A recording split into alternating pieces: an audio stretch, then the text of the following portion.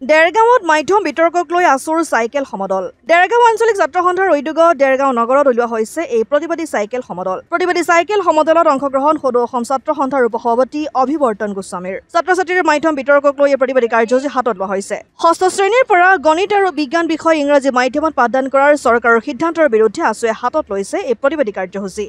দেৰগাঁও আঞ্চলিক ছাত্ৰ সন্থাৰ কাৰ্যালয়ৰ পৰা ওলোৱা চাইকেল সমদলত প্ৰতিবাদকাৰীসকলে শিক্ষামন্ত্ৰী ৰণোজ পেগু হুঁচিয়াৰ, মুখ্যমন্ত্ৰী হুঁচিয়াৰ, বিজেপি চৰকাৰ হাই হাই আদি বিভিন্ন শ্লোগানেৰে পৰিৱেশ উত্তাল কৰি তোলে। ছাত্ৰ সন্থাৰ আহ্বান মৰ্মে আজি সমগ্ৰ অসমতে আঞ্চলিক ছাত্ৰ সন্থাসমূহে চাইকেল ৰেলীৰ জৰিয়তে প্ৰতিবাদ সাব্যস্ত কৰিছে। আমি দেৰগাঁও আঞ্চলিক ছাত্ৰ সন্থা দেৰগাঁৱত আজি প্ৰতিবাদ সাব্যস্ত কৰিছোঁ।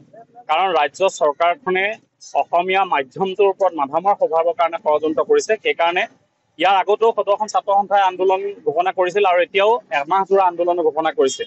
কাৰণ যিটো সময়ত ভাৰতবৰ্ষৰ প্ৰধানমন্ত্ৰী, ভাৰতবৰ্ষৰ গৃহমন্ত্ৰীয়ে কয় যে ছাত্ৰ ছাত্ৰীসকলে মাতৃভাষা মাধ্যমত অভিযান্ত্ৰিক শিক্ষা আৰু চিকিৎসা বিজ্ঞান অধ্যয়ন কৰিব লাগে, তেনে ক্ষেত্ৰত অসম চৰকাৰে একে দলৰ চৰকাৰ অসমত চলি আছে। আকৌ এইখন চৰকাৰে ষষ্ঠ শ্ৰেণীৰ পৰা ছাত্ৰ ছাত্ৰীসকলক অংক আৰু বিজ্ঞান দুয়োটা বিষয় ইংৰাজী পঢ়াব বিচাৰে। গতিকে এনেধৰণৰ যি তেওঁলোকে ষড়যন্ত্ৰ কৰিছে, ৰাজ্য চৰকাৰখনে যি ষড়যন্ত্ৰ কৰিছে, ইতিমধ্যে ৰাজ্য চৰকাৰ যি কেবিনেট সিদ্ধান্ত ইতিমধ্যে দাহ কৰিছে আঞ্চলিক ছাত্ৰ সন্থাসমূহে। আজি চাইকেল ৰেলী হৈছে, ইয়াৰ পিছত গণ বিক্ষোভ হ'ব, প্ৰতিবাদ অব্যাহত থাকিব। যেতিয়ালৈকে ৰাজ্য চৰকাৰখনে তেওঁলোকৰ সিদ্ধান্ত বাতিল নকৰে, তেতিয়ালৈকে সদৌ অসম ছাত্ৰ সন্থাৰ এই সংগ্ৰাম অব্যাহত থাকিব।